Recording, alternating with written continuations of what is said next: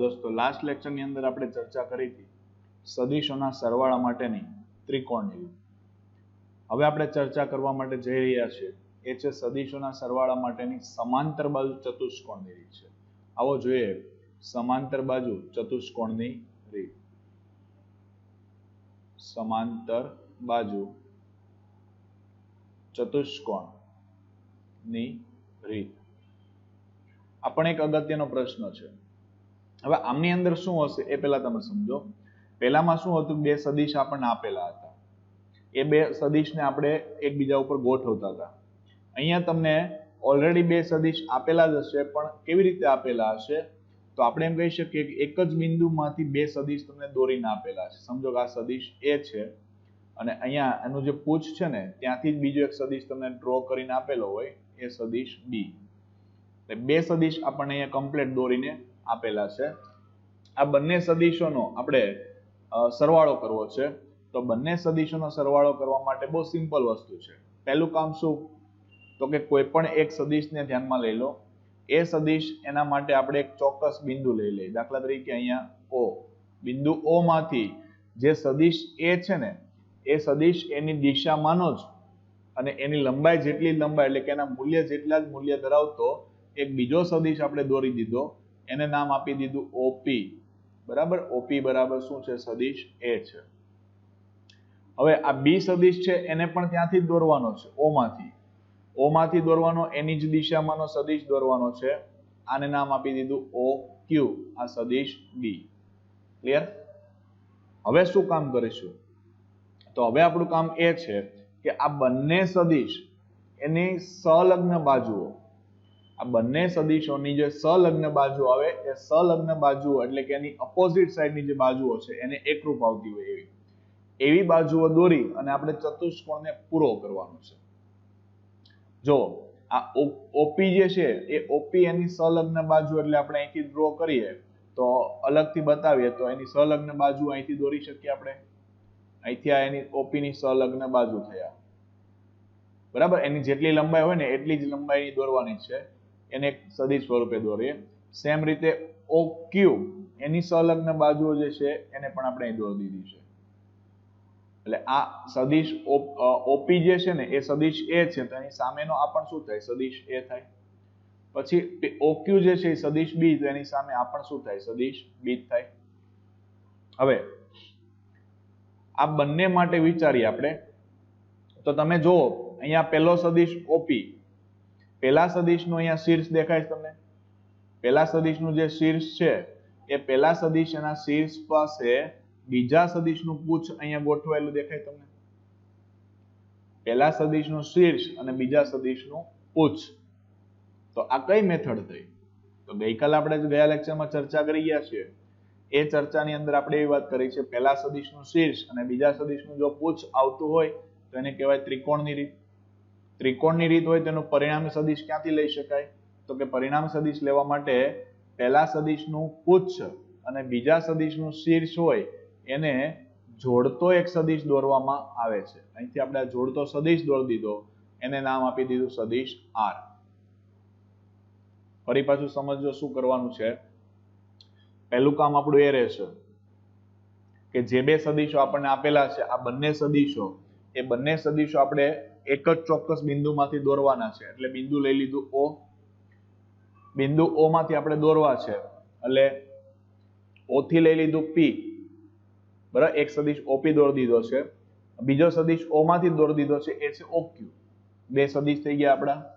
હવે શું કરીશું તો હવે આપણે એ કામ કરીશું કે ભાઈ આ જે બંને સદિશો દોર્યા આપણે અથવા બંને બાજુઓ જે દોરી છે ને એ બંને બાજુઓને સંલગ્ન બાજુઓ દોરવામાં આવે છે। બંને બાજુઓની સંલગ્ન બાજુ દોરી અને ચતુષ્કોણને આપણે પૂરો કરી દીધો છે, જે તમને આકૃતિમાં ડોટ ડોટ વાળી લાઈન વડે દેખાય છે। એનું પરિણામી લેવા માટે શું કરવાનું તો પરિણામી લેવા માટે પહેલા સદિશનું પુચ્છ અને બીજા સદિશનું શીર્ષ એને જોડતો સદિશ તમે જો દોરશો એટલે એ તમને પરિણામ આપશે। તો આકૃતિ પરથી શું લખી શકાય, અહીંયા નામ આપી દો OS। તો આકૃતિ પરથી શું લખી શકાય તો કે OS સદિશ OS બરાબર OP plus PS, OP plus PS। તો OS બરાબર શું છે તો કે સદિશ R છે, ઓપી બરાબર શું છે? સદિશ એ છે અને પીએસ બરાબર સદિશ બી છે. એટલે દોસ્તો આ એક પ્રકારે ત્રિકોણની રીત જ થઈ, પણ આપણે શું કામ કર્યું છે? બે ભાગ પાડીને કામ કરાયું છે, એટલે આપણે એને સમાંતર બાજુ ચતુષ્કોણની રીત તરીકે પણ ઓળખીએ છીએ. એટલે બહુ સિમ્પલ વસ્તુ. હવે તમે કદાચ ઉપરના ત્રિકોણનું કામ કરશો ને તો પણ એ જ વસ્તુ આવશે. જો ઉપરના ત્રિકોણમાં શું છે? આ પહેલો સદિશ છે તમારો બી, બીજો સદિશ એ, એને જોડતો સદિશ થઈ ગયો આર. તો ઉપરના ત્રિકોણ માટે તમે લેશો એટલે શું લખશો? OS બરાબર OQ plus QS. OQ plus QS. ચાલો, OS કેટલા છે? સદિશ આર. OQ કેટલા છે? સદિશ બી. અને QS કેટલા છે? સદિશ એ. તો આ પણ એ જ પરિણામ થયું, બરાબર. સદિશ બી પ્લસ સદિશ એ. હમણાં જ આપણે વાત કરીએ સદિશોનો જે સરવાળો છે ને, એ સદિશોનો સરવાળો એ સમક્રમી છે. સમક્રમી છે એટલે એને ક્રમમાં તમે ફેરફાર કરશો તો એમાં કોઈ ફેરફાર થશે નહીં. પણ આશા રાખીએ કે તમને સમાંતર બાજુ ચતુષ્કોણની રીત ખબર પડી હશે. જો ત્રિકોણની રીત હશે ને તો હજુ તમને કહું છું, ત્રિકોણની રીતની અંદર એક સદિશ આ રીતે આપેલો હોય, બીજો સદિશ આ રીતના છૂટો આપેલો હશે. પછી તમે બે સદિશને અલગથી દોરશો કે બે આ પહેલો સદિશ એના શીર્ષ પર બીજાનું પૂછ રાખી અને બીજો સદિશ દોરી, આ સદિશ એ, આ સદિશ બી, અને પછી તમને અહીંથી પરિણામી સદિશ મળશે, આ સદિશ આર. સમજાય છે? જ્યારે સમાંતર બાજુ ચતુષ્કોણની રીત આવે એટલે એક જ વસ્તુ છે, બંને સદિશો તમને એક જ બિંદુમાંથી દોરીને આપેલા હોય છે. અહીંયા સદિશ એ અને આ સદિશ બી. તો તમારે માત્ર કામ શું કરવાનું છે? એની સંલગ્ન બાજુઓને ધ્યાનમાં લઈ અને ચતુષ્કોણને પૂરો કરી દેવાનો છે. ચતુષ્કોણ પૂરો થઈ જાય એટલે આપણું ત્રિકોણની રીત થઈ ગઈ છે, એટલે પરિણામી સદિશ મેળવી લો. ખ્યાલ આવશે? ચાલો, તો હવે વાત કરીએ આપણે સદિશોના જે સરવાળા છે ને એ સમક્રમી છે. સદિશોના સરવાળા કેવા છે ભાઈ? સમક્રમી છે. સમજાવો. ચલો, આ એક એનો ગુણધર્મ થયો. તમને પૂછી નાખે ભાઈ સદિશોના સરવાળા માટેના અથવા સદિશોના બે સદિશોના, અથવા તો ડાયરેક્ટ એવો શબ્દ વાપરી દે, સદિશના ગુણધર્મ જણાવો.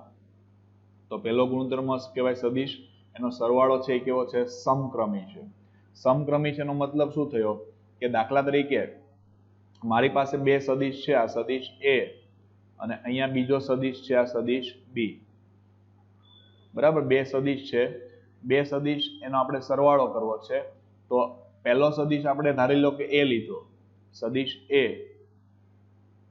પછી શું કામ કરીએ? તો કે એના શીર્ષ પર બીજાનું પૂછ આવે અને એ જ દિશામાંનો સદિશ દોરી દીધો, આ સદિશ બી. પરિણામ લેવું છે એટલે પહેલાનું પૂછ અને બીજાનું શીર્ષ એને જોડતો એક સદિશ દોરી દો, આ સદિશ આર. એટલે આ પરિણામ થઈ ગયું. તો આના પરથી શું લખાય? સદિશ આર બરાબર સદિશ એ પ્લસ સદિશ બી. જેવું આપણે અહીંથી બોલીએ છીએ ને દોસ્તો, એવું જ તમારે વર્ણનમાં પણ લખવાનું છે. ખ્યાલ આવશે? ચાલો, હવે પરિસ્થિતિ એ છે કે તમે પહેલા સદિશ એ દોર્યો હતો પછી તમે બી દોર્યો હતો, બરાબર છે? એના જગ્યાએ હું શું કામ કરું છું? પહેલા મારે બે સદિશ બી દોરવો છે, તો હું સદિશ બી દોરી દઉં, એની દિશામાંનો સદિશ દોરી દેવાનો છે, એટલે આ સદિશ બી દોર્યો. હવે તો કે બીજા સદિશનું પૂછ એ પહેલાના શીર્ષ પર આવવું જોઈએ, તો આ બીજાનું પૂછ આના શીર્ષ પર અને એની જ દિશામાંનો સદિશ, એટલે આ સદિશ એ થયો. પરિણામ એટલે પહેલાનું પૂછ અને બીજાનું શીર્ષ, એટલે આ પરિણામ થયો સદિશ આર. બસ આ કરશો તો સદિશ આર બરાબર શું મળશે? તો કે સદિશ બી પ્લસ સદિશ એ મળશે. A plus B is equal to B plus A લખાય. એટલે આ રીતના ગુણધર્મ લખી શકાય આપણે, સદિશ એ પ્લસ સદિશ બી ઇઝ ઇક્વલ ટુ સદિશ બી પ્લસ સદિશ એ. બરાબર, આ ગુણધર્મ આપણે લખી શકીએ. ખ્યાલ આવે છે? મતલબ શું થયો? કે સદિશોનો સરવાળો છે એ સમક્રમી છે દોસ્તો, પણ સદિશોની બાદબાકી જે છે ને એ સમક્રમી નથી. એટલે યાદ રાખજો, સદિશ એ માઇનસ સદિશ બી હોય તો બી માઇનસ એ લખાય નહીં. ધારી લો કે એની વેલ્યુ છે એ 2 છે, એ બરાબર 2 છે અને બી બરાબર 3 છે. મૂકો તમે અહીંયા 2 પ્લસ 3 બરાબર 3 પ્લસ 2, તો આ બંનેનો જવાબ કેટલો થશે? 5 જ થશે. પણ આ બાજુ તમે બાદબાકીમાં મૂકો તો બાદબાકીમાં અહીંયા કેટલા આવશે? 2 minus 3 is equal two 3 minus 2. 2 minus 3 એટલે -1 ઇઝ ઇક્વલ ટુ 1 લખાયા. આ વસ્તુ રાઈટ છે, રોંગ છે. એટલે યાદ રાખજો, સદિશોના સરવાળા છે ને એ જ માત્ર સમક્રમી છે, બાદબાકી સમક્રમી નથી. બરાબર છે.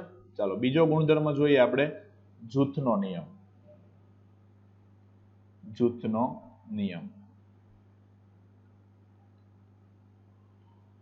કદાચ એવું અલગથી પૂછી નાખે, એવું દર્શાવો કે ભાઈ સદિશો જે છે, સદિશ એ જૂથના નિયમનું પણ પાલન કરે છે. તો જૂથના નિયમનું પાલન કરવા માટે આપણે ફરી પાછા બીજા સદિશને ધ્યાનમાં લઈએ. સદિશ એ લીધો મેં, આ સદિશ એ. બરાબર છે. અહીંયાથી માન લો કે આ બીજો સદિશ દોર્યો મેં, સદિશ બી. આ બેનું પરિણામ મળે અહીંથી. આ શું કહેવાય? એનું પરિણામી સદિશ કયો કહેવાય? તો પરિણામી સદિશ લખી શકીએ આપણે સદિશ એ પ્લસ સદિશ બી લખીએ. હવે આની અંદર ધારો કે મારે ત્રીજા સદિશને ઉમેરવો છે, તો આ મારી પાસે ધારી લો કે આ ત્રીજો સદિશ છે, આ એ છે સદિશ સી. બરાબર, સદિશ સી. તો આ બી અને સી નો હું સરવાળો કરું, તો બી અને સી નો આ સરવાળો કરીએ આપણે, એટલે આ મળશે આપણને અહીંથી આ ડાયરેક્શનમાં. બરાબર. એ સરવાળો આપણે કેને વડે દર્શાવી શકીએ? તો આને દર્શાવી શકીએ આપણે સદિશ બી પ્લસ સદિશ સી. પણ હવે તમે વિચારજો, હવે હું એમ કહું છું કે આ એ પ્લસ બી છે, આ જે દેખાય છે તમને એ પ્લસ બી, એની અંદર હું સી ઉમેરું છું. તમે ડાયરેક્શન બરાબર જોજો, પેલો એ પ્લસ બી એનું ડાયરેક્શન આ બાજુ છે, પછી એના શીર્ષ પરથી બીજો સદિશ આ બાજુ દોર્યો છે, આ સી. આ એ પ્લસ બી છે, તો આનું પરિણામ લઈશ એટલે એ શું મને આપશે? એ પ્લસ બી પ્લસ સી આપે. બરાબર છે. હવે બીજું, ચાલો એ પરિણામ પેલા દોરી દઉં અહીંયા. એટલે આ પરિણામ મને શું મળ્યું? સદિશ એ પ્લસ સદિશ બી પ્લસ સદિશ સી. બરાબર છે. હવે જુઓ, હવે મારી પાસે હું તમને એમ કહું, આ બીજો સદિશ છે મારી પાસે બી પ્લસ સી વાળો, અને પેલો સદિશ લઉં છું હું એ વાળો. બરાબર. એટલે અહીંયા તમને બતાવું તો આ પેલો સદિશ એ અને આ બી પ્લસ સી, આનો બેનો મારે સરવાળો કરવો છે. તો એની રચના કંઈક આવી છે ભાઈ, આ સદિશ એ, પછી આ છે અહીંથી તમારી પાસે બી પ્લસ સી. જો પેલા સદિશનું શીર્ષ, એના ઉપર બીજાનું પુચ્છ છે. પરિણામ લેશો એટલે પહેલાનું પુચ્છ અને બીજાનું શીર્ષ આવશે, એટલે આ ડાયરેક્શનમાં જશે, જે તમને અહીંયા બતાવેલું છે. તો આમની અંદર શું થશે? આની જગ્યાએ બીજું લખીએ તો આની જગ્યાએ આનું સાદુરૂપ આપો તો આ લખાય ને, સદિશ એ પ્લસ બી પ્લસ સી લખાય આ રીતે કૌંસમાં. તો અહીં લખી દઉં છું સદિશ એ પ્લસ બી પ્લસ સી. બરાબર છે. જોઈ લો બંને શું દર્શાવે છે. પહેલી પરિસ્થિતિમાં આપણે આન્સર કેટલો મળ્યો? તો કે સદિશ એ પ્લસ સદિશ બી પ્લસ સદિશ સી ઇઝ ઇક્વલ ટુ સદિશ એ પ્લસ બી પ્લસ સી.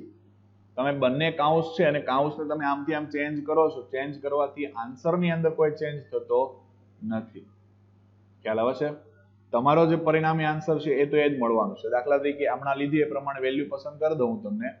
ધારી લો કે એ બરાબર છે આપણી પાસે 2, એ બરાબર 2, બી બરાબર 3, સી બરાબર 4. અહીંયા મૂકો 2 પ્લસ 3 પ્લસ કરીને 4 is equal two 2 plus 3 plus 4. ચાલો કાઉન્સનું પેલા સાદુરૂપ આપીએ 5, 5 plus 4 is equal two 9, 2 plus 3 4 3 ને 4 7, 3 ને 4 7, 7 ને 2 9, તો 9 બરાબર 9 સાબિત થાય છે. મતલબ કે સદિશ શું કરે છે? જૂથના નિયમનું પણ પાલન કરે છે. બરાબર છે. સદિશ શું કરે છે? જૂથના નિયમનું પણ પાલન કરે છે. એટલે ક્રમના નિયમનું પાલન થાય છે, જોડે જોડે જૂથના નિયમનું પણ અહીંયા પાલન થાય છે. ચાલો એના પછી વાત કરીએ આપણે શૂન્ય સદિશ. શૂન્ય સદિશ. શૂન્ય સદિશ કોને કહેવાય દોસ્તો? નામ પરથી જ ખબર પડી જાય. શૂન્ય સદિશ એટલે આપણે એવું કહી શકીએ, શૂન્ય મૂલ્ય ધરાવતો જે સદિશ છે. બરાબર, શૂન્ય મૂલ્ય ધરાવતો સદિશ. શૂન્ય મૂલ્ય ધરાવતો સદિશ ને શું કહેવાય? શૂન્ય સદિશ કહેવાય. તો તો શૂન્ય સદિશ આપણને ક્યારે મળે? તો યાદ રાખજો, જ્યારે કોઈ સદિશની અંદર એના મૂલ્ય જેટલા જ મૂલ્યનો પણ વિરુદ્ધ દિશામાંનો સદિશ જો ઉમેરવામાં આવે, જ્યારે કોઈ સદિશની અંદર તેના મૂલ્ય જેટલા જ મૂલ્યનો પણ વિરુદ્ધ દિશામાંનો જો સદિશ ઉમેરવામાં આવે, અહીં લખું છું અહીંયા કે ભાઈ જ્યારે કોઈ સદિશમાં તેમના મૂલ્ય જેટલા જ મૂલ્યનો પરંતુ દિશા કેવી? વિરુદ્ધ. તો પરંતુ વિરુદ્ધ દિશામાંનો સદિશ ઉમેરવામાં આવે તો આપણને શું મળે?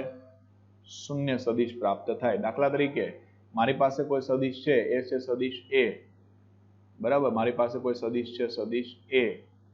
આ સદિશ એની અંદર એટલા જ મૂલ્યનો પણ વિરુદ્ધ દિશા, એટલે માઇનસ સદિશ એ લેવું પડે. એ એડ કરી દો તો આન્સર કેટલો મળે? 0 મળશે. 0 એટલે શૂન્ય સદિશ કહેવાય. આ શૂન્ય સદિશને તમે 0 ઉપર સદિશ વડે પણ બતાવી શકો છો, પણ 0 ઉપર સદિશ મૂકવાનો કોઈ મતલબ છે નહીં, એટલે આપણે માત્ર 0 વડે ને દર્શાવીશું. શૂન્ય સદિશનો કોઈ પણ સદિશ સાથેનો ગુણાકાર એ શૂન્ય જ આવશે. શૂન્ય સદિશ છે તમારી પાસે, એ શૂન્ય સદિશનો કોઈ પણ સદિશ સાથે ગુણાકાર, કોઈ પણ સદિશ સાથેનો ગુણાકાર કેવો આવશે? શૂન્ય જ આવશે. બરાબર? કોઈ પણ સદિશ સાથે, દાખલા તરીકે સદિશ a into 0 is equal to શું લખાય? 0. એટલે કોઈ પણ સદિશ સાથેનો તમે ગુણાકાર કરશો એ તમને હંમેશા શું મળે? શૂન્ય સદિશ મળે. પછી આપણે એમ પણ કહી શકીએ, દાખલા તરીકે કોઈ કણ છે, બીજું ક્યારે મળી શકે? તો માની લો કે આપણે એમ કહીએ ભાઈ આપણી પાસે કોઈ કણ છે, અહીંયા આ કણ એ કોઈ ચોક્કસ પથ ઉપર ગતિ કરે છે, યામાક્ષ પદ્ધતિની અંદર. અહીંયા બિંદુ P પર છે કણ, બરાબર? બિંદુ P એટલે P નો આપણે સ્થાન સદિશ બતાવ્યો સદિશ R. પછી માની લો કે ત્યાંથી ગતિ કરી અને કણ અહીંયા P' પર આવતો હોય, તો P' એનો સ્થાન સદિશ થાય સદિશ R'. ભલે એ વાંકો ચૂકો આ રીતનો માર્ગ છે, એ માર્ગ ઉપર ગતિ કરીને P પરથી ક્યાં આવે છે? P પરથી P' પર આવે છે. અને જો ફરી પાછો એ P' પરથી પાછો ક્યાં આવતો હોય? P પર આવતો હોય.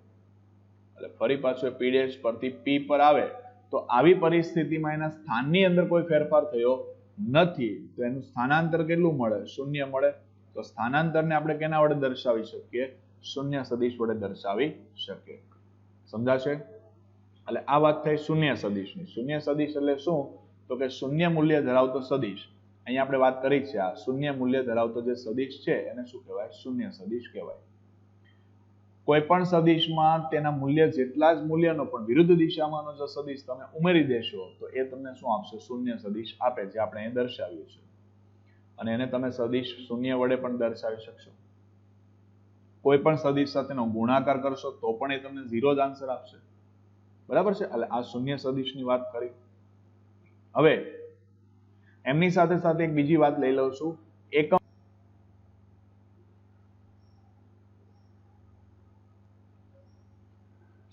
એકમ સદિશ આપણે કોને કહીશું? પેલામાં શૂન્ય સદિશ હતું તો આપણે નામ આપ્યું શૂન્ય મૂલ્ય ધરાવતા. અહીંયા એકમ સદિશ કીધું છે તો આપણે નામ આપી દે અહીંયા એકમ મૂલ્ય ધરાવતા સદિશને એકમ સદિશ કહેવાય. બરાબર? જેનું મૂલ્ય એકમ હોય, એક એકમ હોય, તો એવો જે સદિશ છે એને આપણે શું કહી શકીએ? એકમ સદિશ કહી શકીએ. તો એકમ સદિશ છે એને દર્શાવશો તમે કેના વડે? તો એકમ સદિશને દર્શાવાય આ n, એની ઉપર આમ કરીને આમ ટોપી મૂકવાની છે, છત બનાવવાની છે. તો આ જે છત છે, આ છત એને તમે શું વાંચશો? એને વચ્ચે કેપ, હેટ અથવા કેરેટ. બરાબર? આપણે આ બે શબ્દનો ઉલ્લેખ કરીશું, કેપ અથવા કેરેટ, બેમાંથી કોઈ એક શબ્દનો આપણે યુઝ કરીશું. એટલે એન કેપ અથવા એન કેરેટ. જ્યારે તમે દિશા નથી જાણતા એવી પરિસ્થિતિમાં તમારે આ એન કેપ એટલે એકમ સદિશનો આપણે ઉપયોગ કરવો પડશે. તો એકમ સદિશ એટલે શું? તો બીજી રીતે એમ પણ લખી શકાય, એકમ સદિશ એટલે શું? તો કે જે તે સદિશ છેદમાં તેનું મૂલ્ય, જે તે સદિશ છેદમાં તેનું શું લેવાનું છે? મૂલ્ય. તમને કોઈ પૂછી નાખે તો યાદ રાખજો, એકમ સદિશ એટલે શું? તો કે જે તે સદિશ છેદમાં શું લેવાનું? તેનું મૂલ્ય. દાખલા તરીકે સદિશ એ છે, ધારો કે સદિશ એ છે 2i caret plus 3j caret, sorry, પહેલા મારે તમને i કેરેટ j કેરેટ સમજાવવું પડશે. તો પહેલા આપણે એ સમજીએ, આપણી પાસે સૂત્ર આ છે n cap is equal to સદિશ a છેદમાં મોડ સદિશ a. હવે દાખલા તરીકે આપણે ત્રિપરિમાણની ચર્ચા કરીએ છીએ. ત્રિપરિમાણ, જો ત્રિપરિમાણની ચર્ચા કરતા હોય તો યાદ રાખજો, x અક્ષની દિશામાંનો એકમ સદિશ એને દર્શાવાય i કેરેટ વડે. y અક્ષની દિશામાંનો એકમ સદિશ હોય તો એને દર્શાવાય j કેરેટ વડે. અને z અક્ષની દિશામાંનો એકમ સદિશ હોય તો એને દર્શાવાય k કેરેટ વડે. x અક્ષ હોય તો i કેરેટ, y અક્ષ હોય તો j કેરેટ અને z અક્ષ હોય તો k કેરેટ વડે દર્શાવવામાં આવે છે. હવે આ એકમ સદિશ છે એટલે સમજો કે હું તમને એમ કહું, મારી પાસે કોઈ અત્યારે આ દ્વિપરિમાણની અંદર અહીંયા આપણે કોઈ એકમ સદિશ આ દર્શાવી દીધો છે. માની પેલા સદિશ દર્શાવ્યો છે, ધારો કે આ સદિશ a છે. તો આ સદિશ એનો એકમ સદિશ લઈશ ને, તો એ એકમ સદિશ માન લો કે ભાઈ નાનકડો એવો માન લો કે એકમ સદિશ જે કઈ મળશે આપણને, ધારો કે આ એકમ સદિશ છે, કોનો છે? એનો છે, એટલે n કેપ a લઈશું. એકમ સદિશની દિશા એ જે તે સદિશની દિશામાં હશે. એકમ સદિશની દિશા એ જે તે સદિશની દિશામાં હોય છે. એટલે મેં તમે જુઓ અહીંયા સદિશ એની દિશામાં જ એકમ સદિશને દર્શાવી દીધો છે. ખ્યાલ આવે છે? સદિશ એની જે દિશા છે એ જ દિશામાં આપણે એકમ સદિશને પણ દર્શાવેલો છે. હવે આ સૂત્ર જે છે એ સૂત્ર પરથી મારે જે તે સદિશ જોઈએ છે, તો જે તે સદિશને હું કરતા બનાવી દઉં તો સદિશ એને કરતા બનાવશે એટલે આ પદ ઉપર આવશે. તો સદિશ એ બરાબર મોડ સદિશ a ઇન્ટુ n કેપ. એટલે આનો મતલબ શું થયો? મૂલ્ય. માનાંક એટલે શું લેવાનું? મૂલ્ય.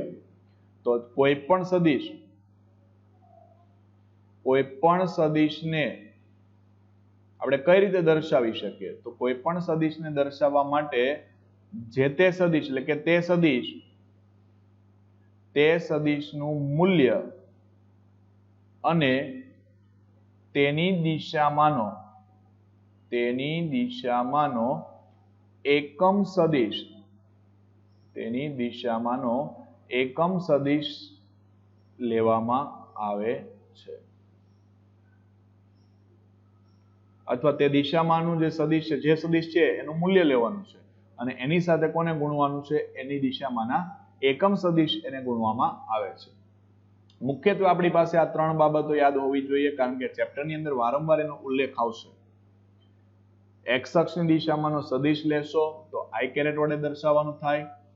y અક્ષ માટે એકમ સદિશ લેશો j કેરેટ અને z અક્ષ હોય તો k કેરેટ તરીકે તમારે દર્શાવવાનું છે. દાખલા તરીકે હું તમને એમ કહું, આપણી પાસે આ યામાક્ષ પદ્ધતિની અંદર અહીંયા કોઈ સદિશ દર્શાવ્યો છે. આપણે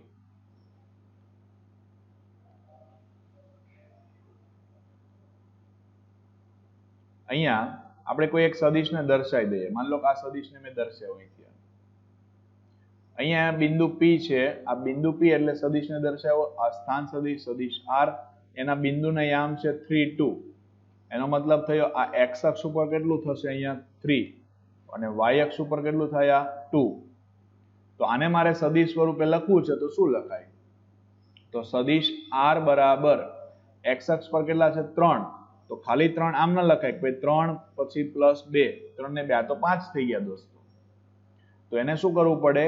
3 છે તો x દિશામાંનો છે, આ x અક્ષની દિશામાંનો 3 છે, y અક્ષ પર 2 છે તો x અક્ષની દિશામાંનો એકમ સદિશ આની સાથે મૂકી દો અહીંયા i કેરેટ, અને y અક્ષની દિશામાંનો જે સદિશ છે એને મૂકી દો અહીંયા j કેરેટ. ખ્યાલ આવે છે? x અક્ષની દિશા હોય તો i કેરેટ લઈ લીધો, y અક્ષની દિશા હોય તો શું લઈ લીધો? j કેરેટ લઈ લીધો. ક્લિયર થાય છે? એટલે આ એક ચર્ચા થઈ ગઈ આપણી એકમ સદિશની. હવે એમની અંદર એક થોડુંક આપણે આગળ વિચારીએ. એક સદિશ જે છે એનું વિભાજન કરવું છે આપણે. સદિશનું વિભાજન.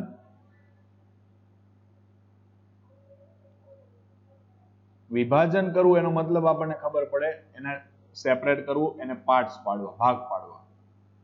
તો માની લો કે હું તમને એમ કહું મારી પાસે, આપણી પાસે કોઈ અહીંયા સદિશ છે, સદિશ આર છે, બરાબર. સદિશનું વિભાજન કરવું છે તો આપણી પાસે સદિશ આર છે. આ સદિશ આર ને તેના ઘટકોમાં આપણે શું કરવું છે? વિભાજન કરવું છે. તો કઈ રીતે કરી શકાય? તો દાખલા તરીકે આપણી પાસે ઓલરેડી બે સદિશ આપેલા છે. માનો કે આ સદિશ એ અને આ સદિશ છે બી છે. હવે આપણી પાસે એક પરિણામી સદિશ આપણી પાસે જે છે એ છે સદિશ આર. આ રીતના માનો કે સદિશ આર છે. તો આ સદિશ આર નું તેના બે ઘટકોમાં વિભાજન કરવું છે. સદિશ આર એટલે આપણને ખબર પડે પરિણામી સદિશ. પરિણામી સદિશ છે એને આપણી પાસે બે એ અને બી છે એના ઘટક સ્વરૂપે લખવા છે, સદિશમાં વિભાજન કરવું છે. તો કઈ રીતે કરી શકાય? તો પહેલું કામ આપણે એ કરીએ, આ જે સદિશ એ છે ને એ સદિશ એ એની દિશામાંનો જ સદિશ લઈએ, પણ એને કોઈ વાસ્તવિક સંખ્યા વડે ગુણી દીધું. ધારો કે મ્યુ વડે ગુણી દીધું અથવા લેમડા વડે ગુણી શકાય. તો મ્યુ સદિશ એ થયો.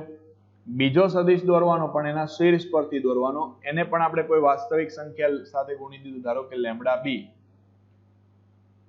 તો એનું પરિણામ શું મળશે? પહેલાનું પુચ્છ અને બીજાનું શીર્ષ, એટલે આ થયું સદિશ આર. તો સદિશ આર બરાબર શું? તો કે સદિશ આર બરાબર મ્યુ સદિશ એ પ્લસ લેમડા સદિશ બી લખાય.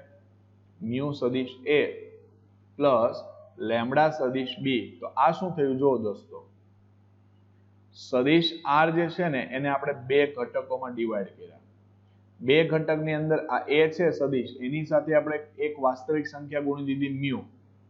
તો મ્યુ એ એટલે શું કહેવાય? તો કે એની દિશામાંનો ઘટક કહેવાય આરનો.